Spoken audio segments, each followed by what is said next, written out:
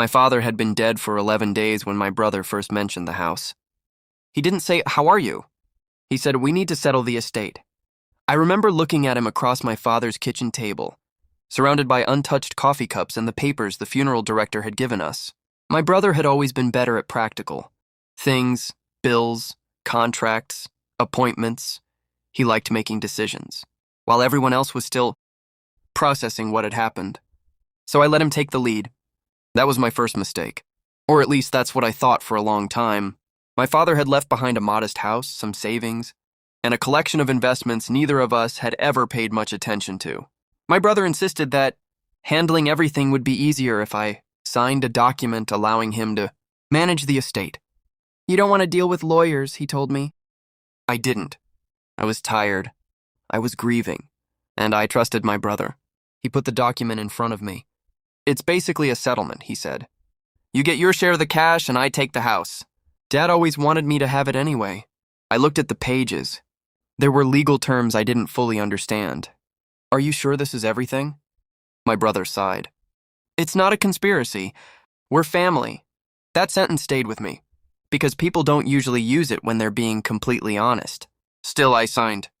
A week later, the money arrived in my account. My brother took possession of the house, and something changed. He stopped calling. When I asked about Father's photographs, he said he'd send them. He didn't. When I asked about some of Dad's personal belongings, he told me most had already been sorted. Then one evening he sent me a message. "It's done. You got your money. Don't make this harder than it needs to be." I didn't answer. I opened the copy of the document I'd signed. For the first time, I read every page, and that's when I noticed something strange. The document wasn't a simple inheritance waiver.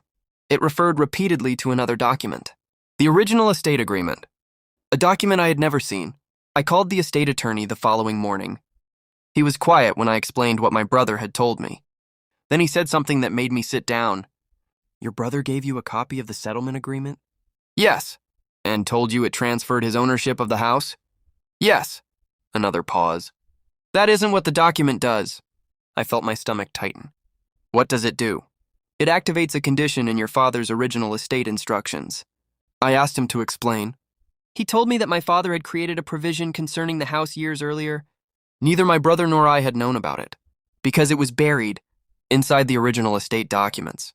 The house could be transferred to my brother only if certain conditions were satisfied. One of those conditions had not been satisfied. My brother's document had acknowledged those conditions. He had simply assumed I would never notice. The attorney recommended that I obtain independent legal representation before doing anything else.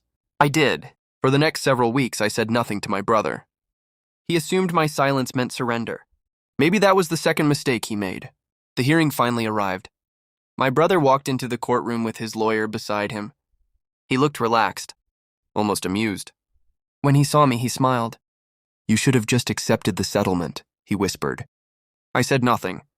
The judge reviewed the estate documents while both attorneys stood nearby. My brother's lawyer spoke confidently about the agreement I'd signed and the money I'd already received. Then the judge looked toward me. "Do you have anything to add?" I looked at my brother. For months, I'd imagined this moment differently. I thought I would be angry. I wasn't. I simply said, "Yes, Your Honor. I'd like the court to review the original estate instructions alongside the settlement document." My brother's smile disappeared. His lawyer turned toward him. The judge examined the documents. Then she stopped. She read one paragraph again, and again. Finally, she looked at my brother's attorney. "Counsel, was your client aware of this condition?"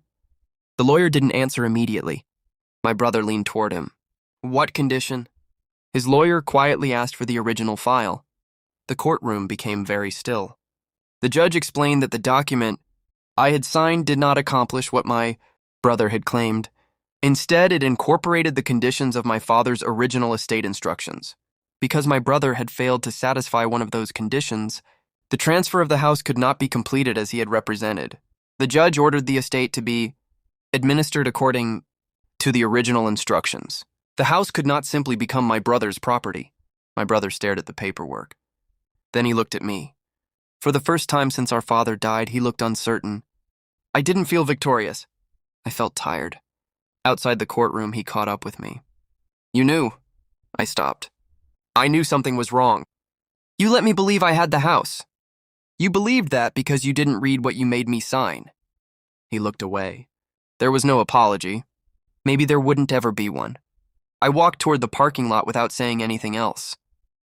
The strange thing was, I never wanted my brother to lose the house.